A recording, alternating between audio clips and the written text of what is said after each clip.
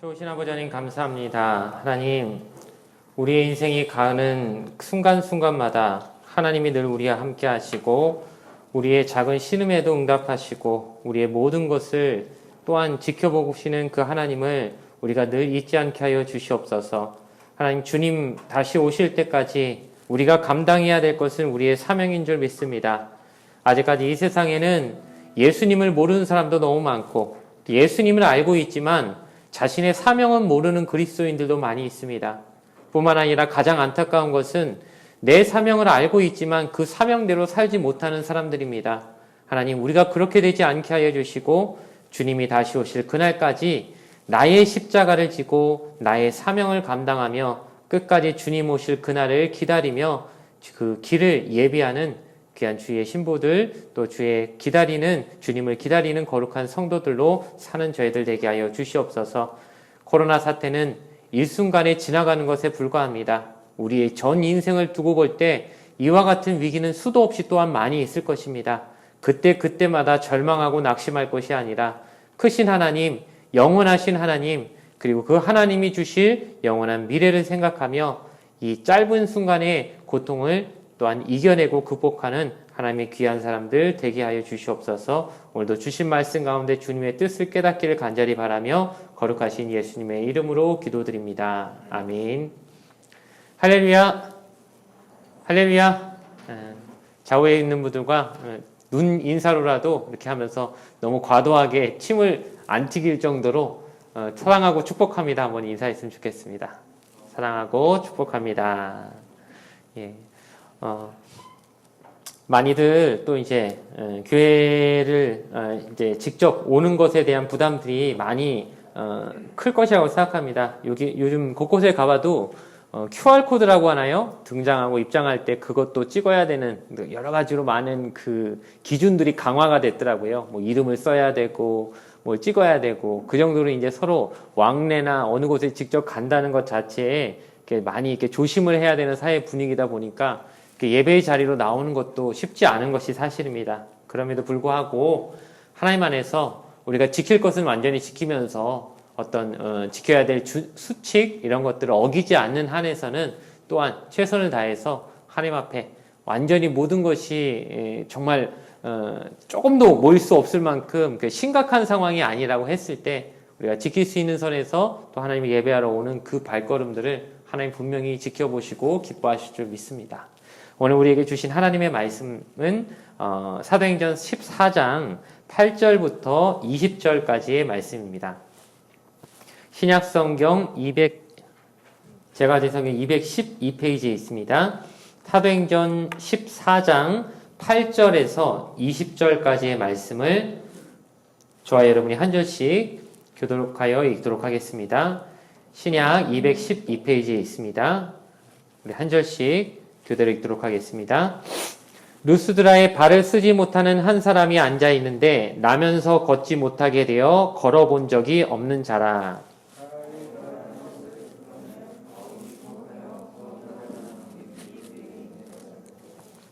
큰 소리로 이르되 네 발로 바로 일어서라 하니 그 사람이 일어나 걷는지라.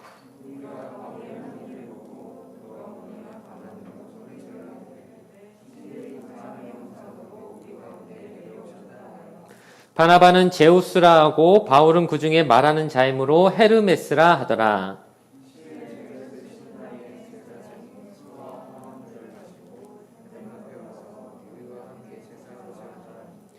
두 사도 바나바와 바울이 듣고 옷을 찢고 무리 가운데 뛰어 들어가서 소리 질러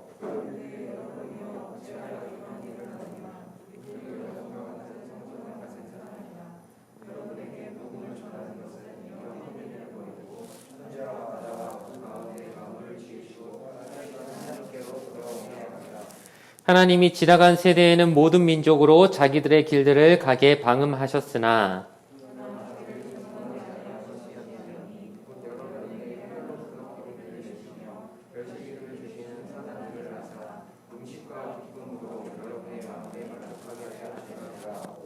이렇게 말하여 겨우 무리를 말려 자기들에게 제사를 못하게 하니라.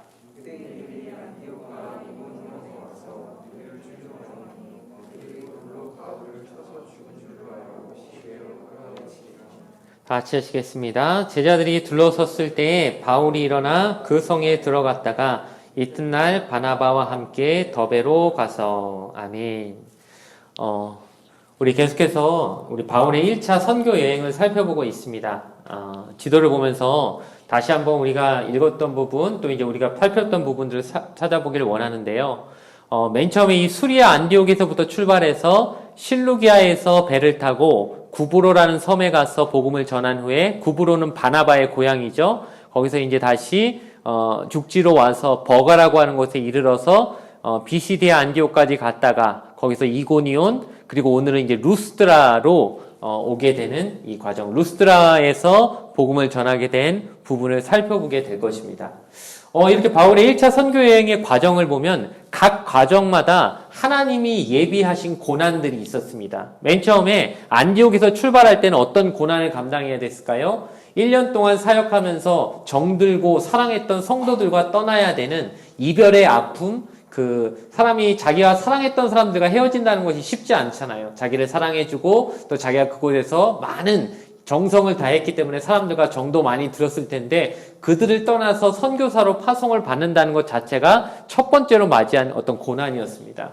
그런데 이제 실루기아라는 곳에 배 항구에 이르렀는데 이곳에 오면 또 어떤 고난이 기다리고 있었느냐? 그곳은 요즘으로 말하면 인천국제공항과 같다고 했습니다. 많은 그 당시에 세계 각지로 가는 사람들이 다 모이는 곳이에요. 그러다 보니까 세계 각지에서 아주 부유하고 화려한 모습을 가진 사람들이 다 모인 곳에 초라한 두 사람만이 그곳에서 배를 타고 선교를 향해서 가고 있었기 때문에 스스로를 바라볼 때 어마어마한 이 초라함, 남들과 비교했을 때 자신들의 모습이 너무도 누추한 모습을 견뎌내야 되는, 어떤 남과 비교했을 때 하나님의 사역을 하는 것으로 인한 가난이나 어려움을 다 부끄럽지 않게 여기는 그런 내적인 어떤 고난을 이겨낼 수 있어야 되는 또 과정이 기다리고 있었습니다.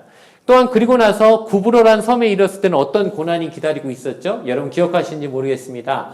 바예수라고 하는 회방꾼이 있었죠. 영적인 어떤 박수무당과 같은 사람이 있어서 하나님의 복음을 전하는 것을 적대하고 대적하다가 바울에 의해서 이렇게 눈이 멀어버리게 되죠. 그래서 어떤 방해꾼, 회방꾼의 그런 고난도 겪어내야 됐습니다. 다시 구브로에서 버가로 왔을 때는 어떤 고난이 기다리고 있었습니까? 여기서 바울은 병에 걸리게 되죠. 당시 그 지역에 풍토병으로 아마 추측을 합니다. 피부병과 같은 것이 걸리게 돼서 그곳에 오래 머물 수 없게 됐는데 그것으로 인하여서 또 누가 여기서 이탈하게 됩니까? 마가 요한이라고 하는 젊은이가 그 선교팀에 같이 있었다가 무언가 뜻이 안 맞아서 거기서 예루살렘으로 그냥 가버려요. 여기서부터. 버가에서부터 예루살렘까지 육지로 가는지 배로 가는지 모르겠어요. 어쨌든 난 갈 거야 하고 가버렸어요. 즉 질병의 고난과 배신의 고난을 아주 여기서는 두 개 연거푸 받아버립니다. 그리고 나서 힘들게 비시디아 안디옥까지 갔는데 여기서는 어떤 고난을 받았죠? 사람들에 의해서 복음을 전했는데 받아들인 사람도 있었지만 받지 않고 그것을 배척한 사람들이 그 당시에 그 지역의 유력한 사람들, 권세 있는 사람들, 귀부인들을 선동해서 이들을 추방시켜버렸죠. 쫓겨버려나게 했습니다. 그래서 이 안디옥, 비시디아 안디옥이라는 도시 자체에서 추방을 당하게 돼요. 그래서 쫓겨나서 가게 된 곳이 지난주에 살펴보면 이고니온이었어요. 이고니온에서는 어떤 고난을 당하게 됩니까? 사람들이 돌로 치려고 해서 그것을 피해 도망가게 됐죠. 그리고 도망간 곳이 오늘 살펴볼 이 루스드라라고 하는 곳이었습니다. 자, 그럼 이렇게 루스드라에 오게 된 과정을 우리가 보게 됐어요. 자, 루스드라에 왔을 때는 이들의 전도 방식에 있어서 큰 변화가 생깁니다. 우리가 오늘 본문 읽은 말씀을 좀 살펴보면 지난번 안디옥과 비시디아 안디옥과 또 이고니온에서 전한 방식하고 분명히 차이가 나는 것을 하나 살펴볼 수 있을 거예요. 눈썰미가 좋은 분들은 아마 아실 건데 혹시 아실 만한 분이 있을까요? 제가 기대해도 되겠습니까? 여기 뭔가 좀 다른데? 전도 방식이 좀 틀려졌는데? 눈치채신 분이 있을까요? 역시 없으신 것 같아요. 제가 말씀드릴게요. 자, 이고니온이나 비시디아 안디옥에서는 바울과 바나바가 맨 처음 들어간 곳이 어디였죠? 기억나십니까? 유대인의 땡땡. 유대인의 땡땡. 성전과 비슷하지만 좀 다른 뭐라고 했죠? 회당. 기억나십니까? 자, 성전은 몇 개 있다고 했어요? 딱 한 개밖에 없습니다. 예루살렘 한 곳밖에 없어요. 그리고 회당은 많이 있다고 했어요. 회당은 왜냐? 유대인들이 매주마다 예루살렘까지 갈 수 없는 그 각지에 흩어진 유대인들이 그곳에서 안식일에 예배 드리기 위해서 세운 곳이 회당이라고 했어요. 그러다 보니까 회당은 여러 군데 이제 뿔뿔이 있어요. 이렇게 사람들이 살고 있는 이런 여러 지역에 자기들이 사는 지역에 회당을 짓습니다. 자, 근데 오늘 말씀에 보면 회당에 들어갔다는 내용이 나옵니까? 안 나옵니까? 루스드라에서는 안 나오죠. 비시디아 안디옥에서도 들어갔고 이고니온에서 들어갔어요. 왜 들어갔냐면은 복음 전하기 위해서. 이것이 그들의 선교 전략이었습니다. 왜냐? 일단 유대인 회당에 들어가서 복음을 전했을 때 기본적으로 거기 온 사람들은 뭐를 알고 있는 사람들이에요? 구약 성경을 아는 사람들이잖아요. 그리고 하나님도 아는 사람들이잖아요. 그리고 메시아에 대한 것도 대충 아는 사람들이잖아요. 그러니 복음 전하기가 쉬운 거예요. 기본 지식이 깔려 있으니까 설교하기도 쉬운 거예요. 근데 예를 들어 아주 교회를 한 번도 안 다니신 초신자분들만 이 자리에 가득 계시면요, 제가 성경 말씀 인용도 잘 못합니다. 왜냐? 어차피 모르기 때문에. 그러니까 어떤 그 상식적인 얘기, 또 우리 살아가는 얘기들만 할 수밖에 없지, 성경 얘기를 하기가, 왜냐하면 그들에게는 아직 기본 지식이 없기 때문에. 그런데 바울이 유대인 회당에 들어가서 복음을 전한 이유는 무엇이냐? 그들은 기본적으로 구약 성경도 알고 하나님도 알고 있기 때문에 훨씬 복음 전하기가 쉬웠다는 것이죠. 그런데 루스드라에는 회당이 없었다는 얘기는 무슨 얘기냐? 그곳에는 유대인들 자체가 별로 살지를 않았다는 뜻이 되는 거예요. 왜냐하면 당시 전통에 유대인 남자 10명이 있으면 회당을 지을 수 있었다고 해요. 그 10명이 기준이 된 이유가 뭐 여러 가지 설이 있지만, 여러분, 그 구약 성경에 아브라함의 조카 롯이 그 성이 소돔과 고모라죠. 멸망할 때 의인 몇 명이 없어서 멸망했는지 혹시 여러분 아십니까? 의인, 우리가 자주 얘기하는 의인 몇 명만 있어도 이 성이 안 망할 건데 하면서 그때 말했던 기준이 10명이었거든요. 그러니까 어떤 그런 기준에 의해서 유대인 남자 10명이 있는 곳에는 회당 하나 지을 수 있다라고 하는 나름의 기준을 만들었던 것 같아요. 근데 루스드라에는 그 10명조차 없었던 거예요. 즉 유대인들이 별로 없는 헬라 문화가 강한 도시였다는 것이죠. 즉 유대인들이 그곳엔 별로 안 살았던 것 같아요. 저도 예전에 한 3년 전인가 4년 전에 중국에 선교를 갔는데, 중국 내륙 지방에 가니까요, 그곳에서 제가 이제 설교를 하다 보면은 제 옆에서 이제 조선족 목사님이 그 말을 다시 중국어로 통역을 해주시고, 이제 또 제가 얘기를 하면 그분이 또 통역을 하는 식으로 했는데, 제가 자꾸 설교를 하면서 나중에 이제 그분들이, 중국 분들이 이렇게 저한테 물어보는데, 목사님 이렇게 말 끝날 때마다 뭐뭐 합니다라고 말하는데 그게 무슨 뜻이냐고 자꾸 물어보는 거예요. 그래서 우리 한국말은 원래 끝에 이렇게 존중하는 뜻으로 뭐뭐 합니다라고 끝납니다 말을 해주는데, 그 사람들이 그걸 너무 이제 재밌어 하더라고요. 그 자꾸 똑같은 말로 끝나니까. 근데 왜 그런가 살펴봤더니 그 지역에는 한국 사람들이 별로 없대요. 그러니까 한국말을 들을 경우가 별로 없는 거예요. 해안가, 뭐 상하이나 이런 쪽에는 한국 사람들이 비교적 아직 많이 살고 있어서 그 문화를 좀 잘 아는데, 깊숙이 안쪽으로 들어갈수록 아직 한국 사람들이 별로 없나 봐요. 그래서 한국 사람 별로 본 적이 없는 거죠. 여기도 마찬가지인 거예요. 유대인들이 많이 사는 지역들도 있었지만 이 루스드라 지역에는 이제 유대인들이 별로 안 살기 때문에 그만큼 바울과 바나바에게서는 어려운 조건이에요. 왜냐? 이곳은 영적으로 봤을 때 굉장히 척박한 거죠. 기본적인 지식도 없어요. 구약 성경도 모르고 하나님도 모르는, 그야말로 생짜 헬라인들에게, 그냥 하나님을 아예 모르는 사람들에게 헬라 문화에 젖어 있고, 뭐 제우스 신을 섬기고, 오늘 여기 말씀에도 본문에도 나오죠. 그야말로 이방신, 제우스 신 섬기는 이런 문화에 있는 사람들한테 직접적으로 야훼 하나님, 예수님을 전해야 되는 그만큼 힘들고 척박한 환경에서 복음을 전해야 되는 이런 도전을 감당해야 되는 순간이었다는 것입니다. 그렇기 때문에 그렇다면 그들은 어떻게 이곳에서 복음 전하는 사명을 감당했을까? 이것을 살펴보면서 우리 역시 그러한 입장에서 주님의 복음을 전하는 사람들로서 그들을 닮아갈 수 있는 저와 여러분이 되길 주님의 이름으로 소원합니다. 첫 번째로 살펴볼 것은 구원받을 만한 믿음입니다. 본문 8절에 보면은 그 당시 그 지역에 한 하반신 장애인, 성경에서는 안진뱅이라고 표현이 되어 있죠. 이 한 안진뱅이가 있었다고 소개를 하고 있습니다. 그런데 누가가 그 안진뱅이를 어떻게 소개를 하고 있는가, 그 하반신 장애인을 어떻게 표현하고 있는가 살펴보면요. 8절에 보면은 루스드라에 발을 쓰지 못하는 한 사람이 앉아 있는데 나면서부터 걷지 못하게 되어 걸어본 적이 없는 자라. 여러분 잘 살펴보면 이 표현은요, 똑같은 얘기가 3번 반복되고 있다는 걸 살펴볼 수 있을 거예요. 한번 보세요.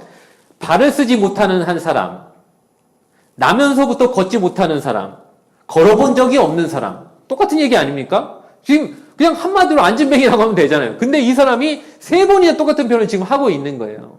왜 이런가? 이제 성경학자들은 봤을 때 누가의 직업을 의사로 봅니다. 그러니까 의사기 때문에 의학적 지식을 많이 가진 사람으로서 성경을 쓰다 보니까 표현 하나에도 굉장히 의학적 정확성을 끼고 있었다고 저희가 추측을 하는 거예요. 그러니까 한 사람의 걷지 못하는 사람을 표현하는데, 이 사람은 그냥 한마디로 못 걸어야 하면 될 거 가지고 발을 쓰지 못하는데 나면서부터 걷지 못했고 선천적인 이제 장애인이란 것이죠. 그리고 나서 태어나서 한 번도 걸어본 적이 없습니다. 선천적 장애인이니까 당연하겠죠. 그러니까 이런 표현을 아주 정확하고 정밀하게 표현하는 걸 보고 누가가 의사로의 소견으로서 진단을 해봤을 때 이 사람은 100% 절대적으로 그냥은 걸을 수 없는 사람이다. 우연히 걸을 수는 절대로 없는 사람이라는 걸 강조하고자 이렇게 3번이나 반복해서 표현을 했을 거라고 생각을 합니다. 즉 의사의 눈으로 봤을 때 이 사람은 절대적으로 걸을 수 없는 100% 못 걷는 사람입니다 라고 확실히 증거를 하고 있는 거예요. 자, 그랬던 사람인데 이 사람의 인생에 있어서 하나의 큰 반전이 이루어지는 상황이 9절에 나옵니다. 보니까 바울이 말하는 것을 듣고는 바울이 주목하여 구원받을 만한 믿음이 그에게 있는 것을 보고, 자, 한 가지 반전을 이룰 만한 단서가 무엇이냐? 말씀을 듣고는 이라고 되어 있습니다. 자, 여러분, 믿음은 들음에서 난다는 말이 성경에 나와 있습니다. 왜 믿음은 들음에서 나는지 아십니까? 들어야 믿음이 어떤 것인지 그때부터 내 안에 믿음의 어떤 체계가 만들어지기 때문입니다. 하나님의 말씀을 듣지 않으면은 그 하나님의 말씀 자체가 어떤 나에게 의미가 있는지 자체를 깨달을 통로가 사라져 버리는 거예요. 기본적으로 여러분이 말씀을 들을 때 믿음이 생겨나는 것이지 여러분의 열심으로 믿음이 생겨나는 게 아니라는 거예요. 그래서 성경은 자주 이렇게 말합니다. 들을 귀 있는 자는 들을지어다. 귀가 없어서 못 듣는 건 아니시죠, 여러분. 청력에 문제가 있지 않을 것입니다. 하지만 왜 들을 귀 있는 사람은 들으라고 할까요? 즉 귀는 있지만 귀가 막힌 사람이 있다는 거예요. 예배 시간에 와도 말씀을 아무리 전해도 그 말씀을 듣기는 듣지만 마음에 하나도 남지 않고 돌아가는 사람이 있다는 거예요. 그런 사람은 들을 귀가 없다는 것이죠. 그렇기 때문에 하나님이 우리에게 말씀하시는 것, 믿음은 들음에서 난다는 것은 우리의 마음부터 먼저 그 말씀을 향해 열려 있어야 된다는 거예요. 자, 이 안진뱅이는 그 바울의 말을 들었습니다. 그럼 안진뱅이만 들었을까요? 바울이 말 전할 때 안진뱅이 한 명만 앉혀놓고 설교를 한 걸까요? 그렇지 않았을 거예요. 그 자리엔 수많은 사람들이 있었어요. 어디서 알 수 있습니까? 11절에 보면 이 사람이 일어나게 되니까, 이 사람이 그 2발로 일어서게 되니까 11절에 무리가 바울의 한 일을 보고 이렇게 돼 있으니까 그 사람 주변에도 수많은 무리가 있었다는 거예요. 즉 동시에 수많은 사람이 같이 바울의 설교를 들었다는 얘기입니다. 근데 왜 한 사람만 기적이 일어나고 한 사람만 병고침을 받고 한 사람에게만 놀라운 일이 벌어졌겠냐는 거예요. 나머지는 들을 귀가 없었다는 것이죠. 그 자리에 같이 그 말이 들리긴 했지만 아무나 그 하나님의 놀라운 믿음의 역사를 경험하지 못하게 된다는 것이에요. 안타깝지만 여기 계신 분들이 다 동일하게 저도 하나님의 말씀을 듣고 각자가 원하는 인생의 문제의 정답을 찾기를 원하지만 모두가 그런 어떤 혜택이나 하나님의 어떤 은혜를 받게 될지 그거는 확실히 말할 수 없을 것 같아요. 왜냐하면 모두가 다 똑같은 마음으로 듣고 있는 건 아니기 때문입니다. 말이 안 들린다는 얘기는 아니에요. 여러분의 청력에는 문제가 없을 거예요. 아마 여러분들이 뭐 고음의 음악을 자주 듣는 분들이 아니라면 아직 젊은 나이에 벌써 청력에 문제가 가지는 않을 거예요. 그런데 여기서 말하는 말씀을 듣는 귀라는 것은 인간의 신체적인 조건, 신체적 능력을 말하는 게 아니라는 건 아실 거예요. 어떻게 보면 이것은 신체적인 능력이 아니라 마음의 능력이죠. 말씀을 들을 수 있는가? 정말 이 순간에도 당신의 머릿속에 고민과 걱정거리와 당신을 괴롭히는 여러 가지 많은 마음의 힘든 것들이 있는 이 순간에도 당신은 하나님의 말씀에 집중할 수 있는가? 이것이 하나님이 말씀하시는 듣는 귀일 것이고 그것이 있는 사람이 그 말씀을 듣게 되고 믿음으로 그 말씀을 받아들일 수 있게 된다는 거예요. 그 바울의 말씀을 듣고 설교를 들은 사람 중에 수많은 사람이 있었지만 믿음으로 반응한 사람은 이 안진뱅이 한 명밖에 없었어요. 그리고 바울도 그것을 알게 됩니다. 왜냐? 바울도 그를 주목했다고 돼 있거든요. 그러니까 바울이 그 사람을 주목하게 된 이유는 무엇일까요? 그 사람이 그 말씀을 듣고 있었기 때문입니다. 진심을 담아 듣고 있었기 때문입니다. 저도 이렇게 설교를 하다 보면은 어떤 사람이 이 말씀에 지금 진심으로 반응하고 있는지 보여요. 그리고 그런 사람을 저도 주목하게 됩니다. 그렇기 때문에 여러분, 제가 설교를 하다 우연히 저하고 눈이 자꾸 마주친다 싶으면 기분 나빠하지 마세요. 말씀을 잘 듣고 있는 것 같아서 저도 눈이 자주 가고 있는 것 뿐이니까 제가 유달리 싫어해서 보고 있는 게 아니에요. 근데 어떤 분들은 왜 자꾸 쳐다보지, 이런 기분 나쁜 틀로 보고 계실 때가 있어요. 말씀을 잘 듣고 있으니까 저도 계속 보고 있는 거예요. 바울이 그 안진뱅이를 주목한 것처럼 저도 그 사람에게 지금 주목하고 있는 거예요. 자, 바울이 그 사람을 주목해봤더니 그 안에는 뭐가 있다고 했습니까? 그 사람 속에는 구원받을 만한 믿음이 있는 걸 발견했다고 했습니다. 그래서 그 안진뱅이가 보니까 말씀을 열심히 듣고 있는데 바울이 영적으로 주목해서 보니까 이 사람 마음속에 믿음이 있는 거예요. 그 구원받을 만한 믿음. 그 구원받을 만한 믿음이라고 하는 것이 물론 영적인 구원도 말하는 것이지만 이 사람의 지금 인생에서도 아주 큰 무거운 짐인 나면서부터 한 번도 걸어본 적 없는 그 신체적인 어떤 절망스러움, 그리고 그것으로 인해서 일상생활을 할 수 없는 그 병약한 모습이, 그 모든 것을 하나님이 풀어주실 만큼 이 사람 안에는 믿음이 있다는 것을 바울이 발견하게 된 것이에요. 그래서 이 말씀을 이제 전하게 되니까 이 사람은 그 말씀을 듣고 아마 그 말씀을 들으면서 뭐가 깨달아졌겠습니까? 자신의 인생이 저주받은 게 아니라는 걸 깨달아졌을 것입니다.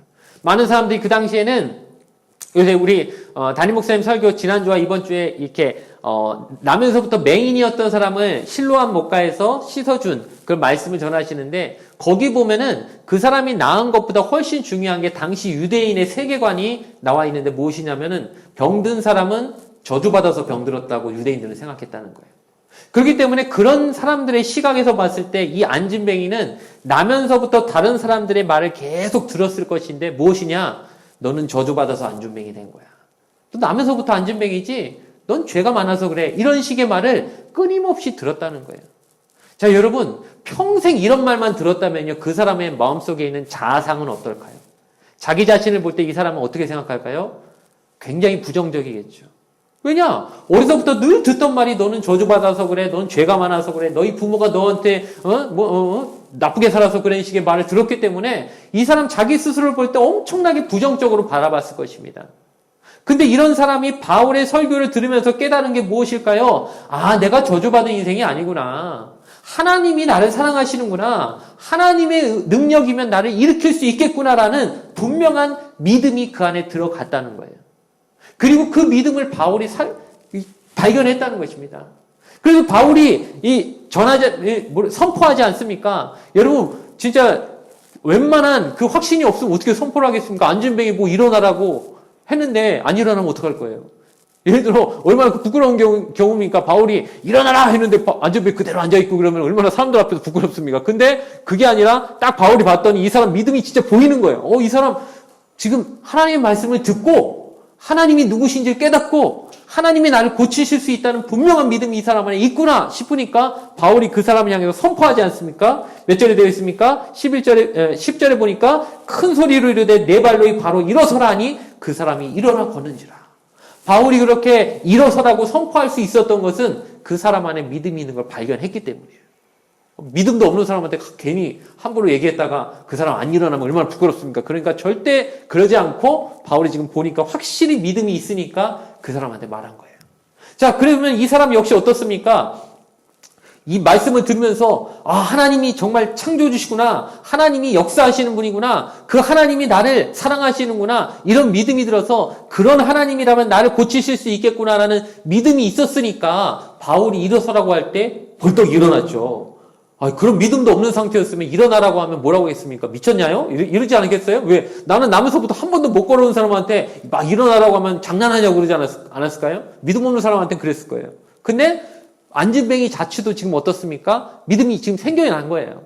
말씀을 듣고, 자, 믿음은 어디서 난다고 했습니까? 말씀을 들으면서 난다고 했습니다. 이 말씀을 들었더니 안진뱅이도 믿음이 생기고 바울도 그 사람의 믿음을 보니까 일어나라고 선포할 수 있었고 선포했을 때 그 믿음을 가지고 일어나서 걸었다는 거예요. 자, 여러분, 정말 이 안진뱅이가 받았던 축복, 그 하나님의 은혜가 여러분에게도 동일하게 임하게 되기를 원합니다. 정말 바라시나요? 아멘으로 답하시기 바랍니다. 여러분의 인생, 여러분의 답답하고 부정적인 내 자신을 볼 때 내 인생이 너무 꼬인 것 같고 힘들고 문제가 풀리지 않을 것 같은 그 답답함이 여러분 안에 있을 때 말씀을 들으면서 그 부정적인 자아상을 깨트리고 하나님이 여러분의 인생을 반드시 선하게 인도하실 것이라는 확신이, 그 믿음이 여러분 안에 생겨나시길 바랍니다. 이 안진뱅이와 같이 아무리 주변 사람들이 너는 저주받아서 그래, 너희 부모가 죄가 많아서 그래, 이런 식으로 평생 그 얘기를 들었던 사람이지만 그 한순간 말씀을 통하여서, 그 말씀을 통하여 들어온 믿음을 통하여 하나님의 역사를 경험하고 그것을 깨트리는 그 놀라운 역사가 여러분의 인생에 분명히 있게 되길 바랍니다. 그 순간이 지금일 수 있습니다. 그 순간이 또한 지금이 되길 바랍니다. 그런 은혜가 반드시 있길 바랍니다. 두 번째로 살펴볼 것은 옷을 찢고입니다. 자, 이 놀라운 기적을 본 그곳 주민들의 반응이 어땠습니까? 이 두 사람을 보고 신이라고 했어요. 바울과 바나바를 보고, 그들을 보고 뭐라고 얘기했냐면은 12절에 재미있는 표현이 있죠? 11절인가요? 자, 11절에 재미있는 표현이 있죠? 무리가 바울이 한 일을 보고 루가오니아 방언으로 소리질러 이르되, 이렇게 말합니다. 루가오니아 방언은 아마 그쪽 지방 사투리인 것 같아요. 여러분, 지방에서 온 사람도요, 갑자기 놀란 일을 경험하면요, 갑자기 서울말 쓰던 사람이 자기 원래 쓰던 사투리가 툭 튀어나와요. 왜? 무의식적으로. 이러면서 막 갑자기, 왜 그렇습니까? 이게 너무 놀라면요, 자기 원래 쓰던 말이 나오는 거예요. 아마 그 지역 사람들이 주로 쓰던 게 헬라어였을 건데, 그 순간만큼은 자기들 방언이 튀어나온 거예요. 너무 놀란 거죠. 왜냐? 이 사람 완전히 나면서부터 안진뱅이인 거 그 동네 사람들 다 아는데, 갑자기 일어나서 걸으니까 또 놀란 거예요, 막 그래서. 그래갖고, 그 일을 하는 사람들 보고 이거 신이다. 이 사람들 사람의 모습으로 온 신이다 하면서, 왜 그리스 신화에 보면은 신들이 사람의 모습으로 막 인간들 사이에 막 들어오고 그러잖아요. 그러니까 그들의 세계관에서는 이게 가능한 거예요. 그랬더니 이 두 사람 신이라고. 근데 뭐라고 규정을 하냐면은 바나바는 제우스라고 그래요. 제우스는 신들의 신이죠. 제일 높은 그리스 신화의 최고 센 신이 제우스지 않습니까? 아마 바나바는 나이가 좀 바울보다 많고 좀 이렇게 듬직하게 뒤에서 가만히 서 있는 그런 역할이었나 봐요. 그러니까 자기들이 봤을 때는 그런 사람이 제우스고, 바울은 보니까 말을 많이 하거든요. 막 뭐라 말을 많이 하고 설교도 많이 하고. 그러니까 그 그리스 신화에서 제우스가 부리는 전령의 신이 있어요. 헤르메스라고. 얘는 헤르메스고 이 사람은 헤르메스고 이 사람은 제우스인 것 같다면서 그 지역의 제우스 신당을 지키는 제사장이 와가지고 두 사람 앞에다가 막 상을 차려놓고 제사를 드리려고 하는 거예요. 자, 이런 모습을 봤을 때 바울이 만약에 어떤 명예나 자기를 띄워주는 걸 좋아하고 자기의 명예를 드높이고 자기의 어떤 이름을 드높이기 위한 것을 즐기는 사람이었다면 이 순간에 조금 그걸 즐겼을 수도 있어요. 왜냐? 사람들이 와서 막 띄워주지 않습니까? 막 신이라고 하고. 요즘도 뭐 잘하면 갓 뭐뭐 하잖아요. 갓 뭐뭐. 뭐만 하면은 갓 뭐뭐 붙이대요? 그러니까 신이라고 막 요새 사람들 띄워주잖아요. 뭐 잘하면은. 자, 그런데 바울이 만약 그거 좋아하는 사람이었으면요, 자기를 높여주니까 얼마나 즐겼겠어요. 그런데 바울이 어떻게 합니까? 그 모습을 보고 자기의 옷을 찢었다고 나옵니다. 보십시오. 14절에 보니까 두 사도 바나바와 바울이 듣고 옷을 찢고 무리 가운데 뛰어들어가서 소리질러. 이 옷을 찢는다는 것은 유대 문화에서 어떤 상징이냐? 자기가 보거나 들은 모습이 너무도 참남하고 하나님 앞에 너무도 죄된 행동을 하는 걸 보고 마음이 슬프고 힘들 때 이 옷을 찢는 표현을 통해서 너희들이 하는 행위를 보니까 내 마음이 너무 슬프다라는 걸 표현할 때 옷을 찢습니다. 자, 그들이 자신들에게 제사를 하려고 하고 자신들을 섬기려고 하는 모습을 보면서 바울이 슬펐다는 것입니다. 여러분, 왜 이게 슬플까요? 여러분, 누가 와가지고 너 대단해, 너 최고야 막 이러는데 그러지 마, 나 슬퍼 이런 사람이 있어요? 누가 와가지고 너 왜 이렇게 잘났니? 너 왜 이렇게 멋있니? 이러는데 그런 소리 하지만 나 슬퍼하는 사람이 있나요? 자기를 높여주는 게 왜 슬퍼요? 즐거워야죠. 근데 바울과 바나바는 지금 정반대 지금 반응을 보이고 있는 거예요. 자기를 높여주는데, 자기를 신이라고 하는데, 자기 보고 대단하다고 하는데 옷을 찢으면서 슬퍼하는 거예요. 왜 그렇습니까?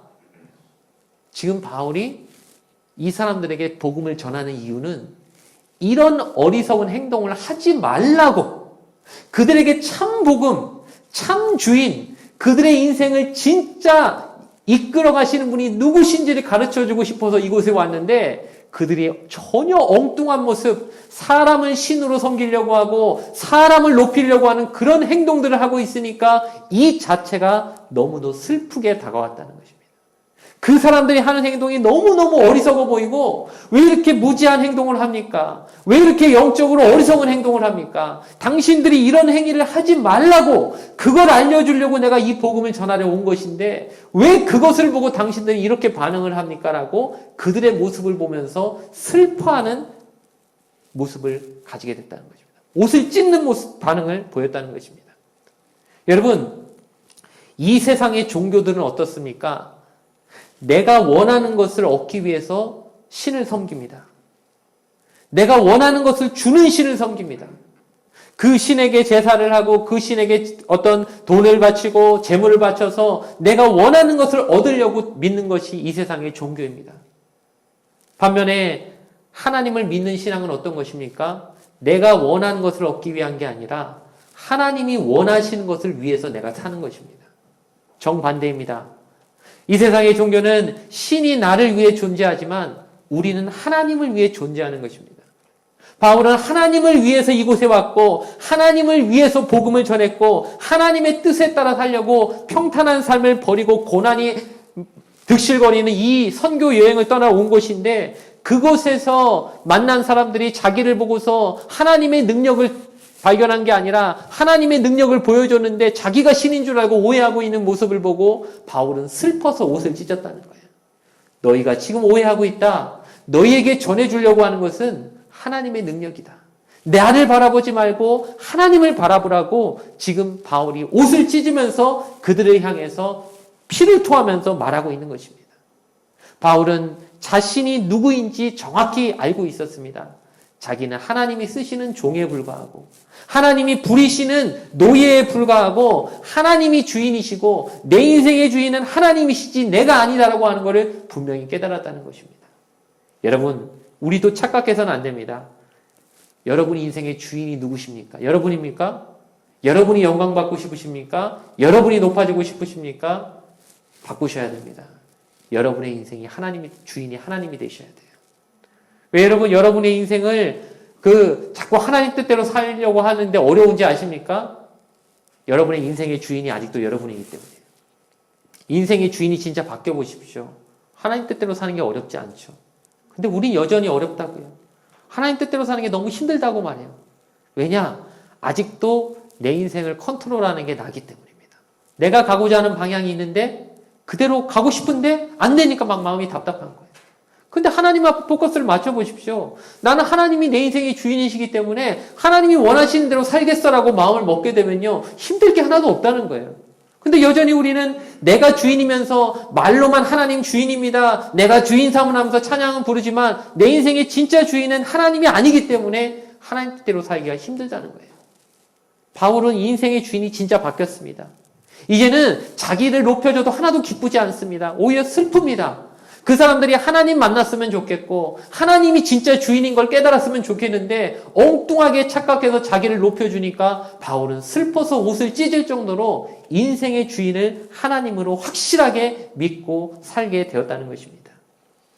여러분, 목회자들도 참 위험한 게 막 설교를 하면서 때로는 그 설교를 잘해서 사람들이 자신을 주목하기를 원하게 되는 그 어떤 용구라고 해야 되나요? 그 착각이라고 할까요? 그거에 가장 빠지기 쉬운 존재들이에요. 하나님 앞에 늘 기도하는 것은 그렇습니다. 하나님, 이 설교를 듣고 사람들이 와서 은혜 받았다라고 말하기보다는 그 설교 자체를 듣고 스스로 가슴을 찢고 하나님 앞에 회개하고 하나님 앞에 고꾸라지고 하나님을 높이는 사람들로 바뀌기를 원하는 그런 마음으로 늘 설교해야 되겠다고 생각을 늘 하는 이유가 있습니다. 왜냐? 우리 인생의 주인은 하나님이시기 때문이에요. 우리가 영광 받으려고 하면 안 됩니다. 바울처럼 자신이 아니라 하나님께로 사람들의 관심을 돌리게 만드는 그 삶을 살아가기를 주님의 이름으로 축원을 드립니다. 마지막으로 살펴볼 것은 일어나 그 성에 들어갔다가입니다. 사람들이 바울과 바나바를 신으로 떠받들려고 했지요. 바울과 바나바가 그것을 말렸기 때문에 그들이 그렇게 하지 못했습니다.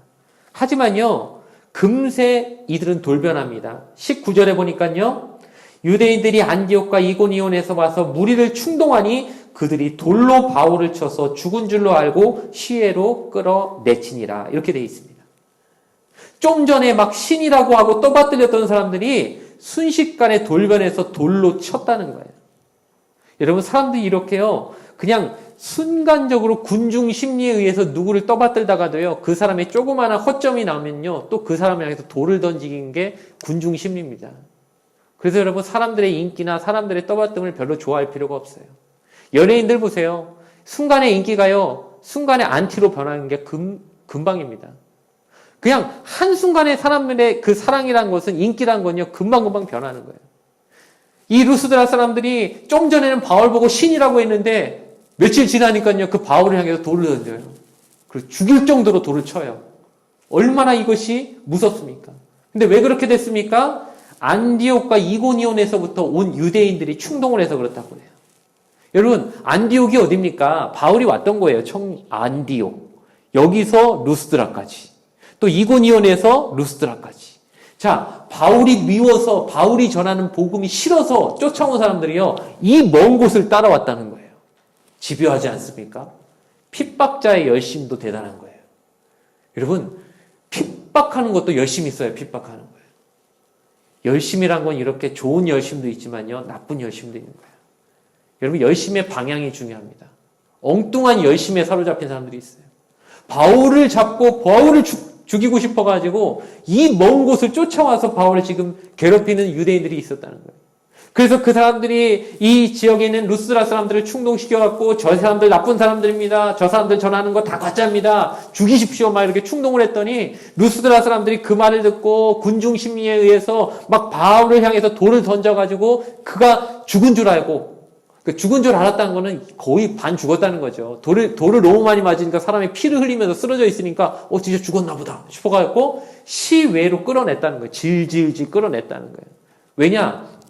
당시 법상 성 안에서는 사람을 돌로 쳐 죽이지 못하게 돼 있다는 거예요. 그러니까 성 안에서 돌로 쳐갖고 사람이 죽은 것 같으니까 이거 나중에 법적으로 문제 생기는 거 아니야? 그러니까 증거를 은멸하기 위해서 사람이 성 밖에서 죽은 것처럼 성 밖으로 이렇게 끌고 가갖고 거기다 확 버리고 가버렸다는 거예요. 그러니까 법을 어기지 않으려고.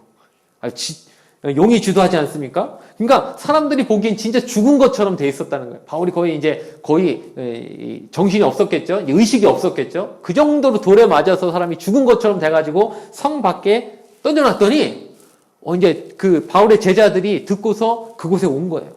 우리 스승이 돌에 맞았다는데 어떻게 됐나 보고 거기 갔더니 20절에 놀라운 상황이 벌어집니다. 보니까 제자들이 둘러섰을 때 바울이 일어나 그 성에 들어갔다가 이튿날 바나바와 함께 더베로 가서, 제자들이 모였습니다. 아마 그 중에는 디모데도 있었던 것 같아요. 나중에 디모데 후서에 보면은 이 내용이 나와 있거든요. 그러니까 그 어떤 바울의 제자들이 자신의 스승이 돌에 맞았다는 걸 듣고 이제 둘러선 거예요. 죽으셨나? 막 걱정스럽게 보고 있는데 갑자기 사람이 벌떡 일어나더니 어디로 조벅조벅 걸어가는 거예요. 뭐죠 이게? 막 좀비인가요? 막 이게 얼마나 무서웠겠어요. 이렇게 막 돌에 맞아 죽었던 것 같은 사람이 갑자기 일어나더니 어디로 들어가요. 어디로 가는지 봤더니 그 자신이 돌에 맞았던 루스드라 성으로 들어가는 거예요. 여러분 봤을 때 어떻습니까? 아니, 자기가 지금 방금 전에 돌에 맞아서 죽었어 뻔했던 곳인데 여러분 같으면 들어가고 싶겠어요? 여러분, 남자분들은 이 공감 가는지 모르겠어요. 자기가 너무 고생한 곳에 가면은요, 다시 가기 싫은 심리가 있나 봐요. 그래서 자기가 나온 군대 쪽으로는 정말 보지도 않는다는 얘기가 있어요. 제가 몇 년 전인데요, 제가 이제 경기도 성남에서 군 복무를 했습니다. 근데 우연히 그 근처로 갈 일이 있어가지고 궁금하더라고요. 거기 내 자대에 있던 요이 어떨까 궁금해갖고 그 근처에 가봤어요. 가는데 들어가진 못하겠더라고요. 뭐가 바뀌어가지고 예전에 들어갈 수 있었는데 지금은 못 들어가게 해놨더라고요. 근처에만 있다가 생각해보니까 내가 여길 몇 년 만에 왔나 계산해봤더니 14년 만에 왔어요. 근데 생각해보면은 차로 한 40분이면 갈 수 있는 거리고 대중교통으로는 1시간 한 10분 정도 가면 되겠더라고요. 뭐 멀다고 생각할 수 있지만 14년이나 걸쳐서 안 올 만큼 여기가 내 심리적으로 오기 싫었던 곳이었나? 그런 생각이 들더라고요. 그러니까 내가 너무 고생하고 힘들었던 기억이 있는 곳은 사람이 꺼리게 되고 안 가게 돼요. 근데 바울 같은 경우는 어떻습니까? 그 루스드라 성 안에 들어가면 지금 거기서 마주쳐야 될 사람들은 어떤 사람들이에요? 얼마 전에, 방금 전에 나를 향해 돌을 던진 사람이에요. 그 사람들 다시 봐줘봐야 되는데 여러분 같으면 거기 들어가고 싶겠냐는 거예요. 싫잖아요. 근데 바울이 사람들이, 제자들이 보고 있는데 갑자기 일어났다고 돼 있어요. 일어나. 이 일어나란 말이 성경에 보니까 어디서 쓰였느냐? 예수님이 부활하실 장면에서 일어나라고 이 표현이 쓰였더라고요. 즉, 성경은 지금 이 바울의 상태가 거의 죽은 것과 다름없는 상태에서 일어났다고, 거의 부활한 것처럼 그렇게 일어났다고 지금 표현하는 거예요. 진짜 죽었던 사람이 일어날 정도로 피가 여기 그냥 다 묻어있는 상태인 사람이 갑자기 일어나자마자 한 일이 무엇이냐? 루스드라 성으로 다시 들어가는 거예요. 저는 생각해 봤습니다. 왜 들어갔을까, 바울은? 아니, 이제 피 좀 닦고 상처 좀 싸매고 몸 좀 회복한 다음에 다른 성으로 가든가 그래도 될 것인데 왜 다시 돌에 맞은 성으로 즉시 들어갔겠냐는 거예요. 저는 이 상황에서 그 바울의 마음속에는 떠오르는 얼굴들이 있었을 거라고 생각합니다. 그것은 바로 그 루스드라 성에서 자신의 복음을 듣고 회심했던 하나님을 알게 된 사람들, 그 영혼들을 생각했을 때 차마 그곳을 버리지 못하겠더라는 것이죠. 물론 자기를 박해하고 자기에게 돌을 던진 사람들도 있었지만 그들을 바라보는 게 아니라 내가 전한 복음을 듣고 하나님을 믿기로 마음먹은 그 사람들을 내가 여기서 버리고 갈 수는 없다. 내가 죽는 한이 있더라도 그들을 다시 찾아가서 그들을 위로하고 그들에게 용기를 주고 그들을 잘 다독인 다음에 다른 곳으로 가야지. 그 마음을 가지고 루스드라 성으로 다시 들어갔을 것이라는 것입니다. 예전에 봤던 쿠오바디스라는 영화에 보면요, 베드로가 로마에서 있다가 네로 황제가 핍박을 가하고 자신을 죽이려고 하니까 그 로마를 빠져나옵니다. 근데 로마를 빠져나온 베드로가 갑자기 어떤 환상을 보게 되는데 그것이 무엇이냐면 예수님이 십자가를 지고 로마로 다시 들어가시는 거예요. 자신이 예전에 봤던 그 예수님, 십자가 지고 가신 예수님을 환상 가운데 다시 보는 거예요. 그래서 물어봅니다. 주님 어디로 가십니까? 이게 바로 그 영화의 제목인 쿼바디스 도미네, 라틴어로 그렇습니다. 주님 어디로 가십니까? 물어보는 거예요. 어디로 가십니까, 주님? 그랬더니 예수님이 나는 로마로 간다, 이렇게 하는 거예요. 왜 가십니까? 너가 십자가를 지고 가지 않기 때문에 내가 다시 십자가를 지고 로마로 들어간다 하면서 가더라는 거지. 그래서 베드로는 로마를 탈출할 기회가 있었지만 다시 로마로 들어갑니다. 그리고 우리가 잘 알듯이 십자가에 거꾸로 매달려서 순교를 당하게 돼요. 우리가 맡은 십자가가 있는데 이것을 버리고 가려고 하면은요, 하나님 우리에게 물어보시는 거예요. 너의 사명 어디다 두고 어디 내팽개치고 넌 가냐? 네가 십자가를 안 지면 예수님은 말씀하십니다. 그럼 내가 다시 또 십자가를 져야지. 난 너에게 십자가를 분명히 맡겼는데 너는 왜 너의 십자가를 안 지냐? 네가 그 십자가를 안 지려고 하면 내가 다시 십자가를 져야지. 그리고 아마 우리에게 말씀하시고 그곳을 향해 가실 거예요. 여러분, 아까 우리가 부른 찬송, 주님 다시 오실 때까지 좁은 길, 좁은 문, 나의 십자가 지고 주님 따라가야겠다는 그 찬송에 그 말씀을 보면서 제가 느낀 게 있습니다. 바울에게 있어서는요, 이 십자가를, 자기 십자가를 놓을 수가 없었습니다. 그래서 그는 루스드라로 다시 들어갑니다. 방금 전에 돌에 맞았지만 그렇다고 내게 맡겨주신 영혼들을 버릴 수가 없었기 때문에 다시 루스드라로 들어간 것입니다. 우리도 마찬가지예요. 힘들고 어려울 때가 있을 수 있지만 하나님 우리에게 원하시는 게 있습니다. 그걸 버려서는 안 됩니다. 그걸 다시 지고 가야 됩니다. 바울처럼. 말씀을 마치겠습니다. 저는 바울이 막 돌에 맞았을 그때 누구를 떠올렸을까 생각해 봤는데 아마 바울은 스데반을 떠올렸을 것 같아요. 왜냐? 자기가 그전에는 그 스데반을 돌로 쳐 죽일 때 그걸 주도하던 사람이었기 때문에. 돌이켜보면 10몇 년 전에 자기는 스데반을 죽이는 자리에 돌을 던지는 그 사람들 가운데서 그 일이 옳다고 생각하던 사람이었을 겁니다. 근데 이제 하나님 만나고 나서 자기의 생각이 바뀌고 자기의 인생이 바뀌고 나니까 전혀 입장이 바뀌어서 이제 본인이 똑같이 돌에 맞고 있는 그 상황에서 아마 그때 순교했던 스데반을 떠올렸을 것입니다. 그리고 하나님 앞에 이렇게 감사했을 것입니다. 하나님, 예수 믿는 사람을 돌로 치던 인생에서 예수님 때문에 돌에 맞는 인생 되게 해주셔서 감사합니다. 감사하고 하나님 앞에 기뻐했을 것입니다. 사랑하는 여러분, 여러분의 인생이 바뀌길 바랍니다. 여러분의 인생의 주인이 바뀌길 바랍니다. 여러분의 인생이 어떻게 나아가야 될지 모르십니까? 나는 어떻게 살아야 될지 목사님 모르겠습니다. 앞으로 어떻게 살아야 되는지 내 인생의 방향을 모르겠습니다. 그러시다면 여러분, 예수님의 십자가를 바라보시기 바랍니다. 주님의 십자가는 여러분의 인생의 방향을 가르쳐 줍니다. 이렇게 살아야 된다. 너의 주도권을 나에게 맡겨라. 네 인생의 운전대를 나한테 맡겨라.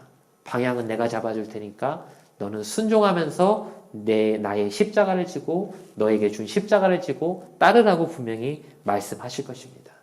바울과 같이 자신의 인생에 남은 인생에 무엇을 가지고 살아야 될지 궁금하시고 모르시겠다면 오늘 바울이 부인 모습과 같이 내가 가야 할 곳, 내가 힘든 순간에 나는 어디로 가야 될까?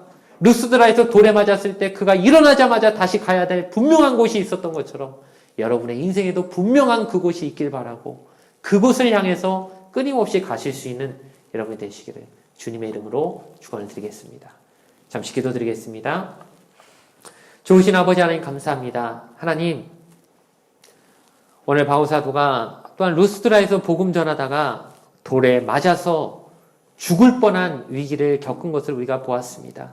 하나님, 그 인생이 불쌍한 것이 아니라 그가 예수님 몰랐으면 더 불쌍했을 것이고 그가 예수님 몰라서 여전히 예수 믿는 사람을 잡아서 돌로 치는 사람이었으면 훨씬 더 불쌍했을 것인데 그는 하나님을 알게 되었고 복음을 듣게 됐고 은혜를 깨닫게 되어 이제 예수님으로 인해 돌에 맞는 인생이 되었으니 그는 오히려 기뻐하였습니다. 우리도 그런 기쁨 얻게 하여 주시옵소서. 이제는 내가 칭찬 듣는 것보다 하나님 영광 받으시는 게 더 기쁜 인생 되게 하여 주시옵고 누군가 나를 높이려 할 때 나를 높이지 말고 하나님을 바라보십시오. 하나님께 관심을 가지십시오 하고 하나님께로 그 사람의 관심을 돌릴 수 있는 바울과 같은 인생이 되게 하여 주시옵소서. 내 인생의 주인이 바뀌어야 할 줄로 믿습니다. 그동안 내가 주인 되고 내가 내 인생의 방향을 잡았다면 이제 하나님이 내 인생을 인도하시게 맡겨드림을 통하여서 내 다음 생이 어떻게 가야 될지 내 남은 인생이 어느 방향으로 가야 될지 조금도 헷갈리지 않도록 분명하게 사명을 감당하는 방향으로 나아갈 수 있도록 주님께서 우리를 이끌어 주시옵소서. 예수님의 이름으로 감사하며 기도드립니다. 아멘. 우리 드린 예물을 위해서 잠시 기도하시고 주기도문으로서 예배를 마치도록 하겠습니다. 하나님 아버지 감사합니다. 하나님, 우리에게 주신 여러 가지 많은 은혜가 있습니다. 하나님, 그 무엇보다 하나님 말씀을 듣게 하셔서 내 스스로를 비관하고 내 삶을 정말 부정적으로 바라보지 않도록 하나님 내 안에 있는 모든 아픔과 걱정과 근심들로부터 온전히 자유하게 하신 은혜가 큰 축복인 줄 믿습니다. 하나님도 오늘 우리에게 이 말씀을 들을 은혜를 주셔서 감사하고 이것을 듣고 나서 또한 하나님이 나에게 주신 믿음을 가지고 그 모든 어려움에서부터 이겨낼 수 있는 놀라운 기적과 같은 역사를 채워주시길 바랍니다.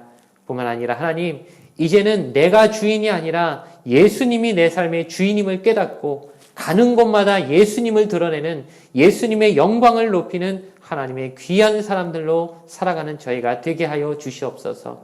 마지막으로 하나님, 우리는 잠시 살다가 하나님께로 돌아가야 하는 삶입니다. 이 땅에서 고난과 어려움들이 분명히 있겠지만 그럼에도 불구하고 우리의 십자가 내팽개치는 일 없게 하여 주시옵소서. 나의 십자가 지고 주님 따라야 합니다. 그것을 잃어버리면 우린 하나님 앞에 가서 아무 할 말이 없어지게 되어지오니 주여, 우리가 끝까지 맡은 사명과 십자가를 잘 지고 주님 따라갈 수 있도록 주님 큰 힘과 능력 허락하여 주시옵소서. 드린 예물을 하나님께서 기뻐 받아주시고 삶의 모든 필요를 채워주시며 어느 곳에서나 하나님의 자녀로서 하나님 앞에 영광되는 삶들 다 살 수 있게 복에 복을 내려 주시옵소서. 감사드리며 예수님의 이름으로 기도드립니다. 아멘.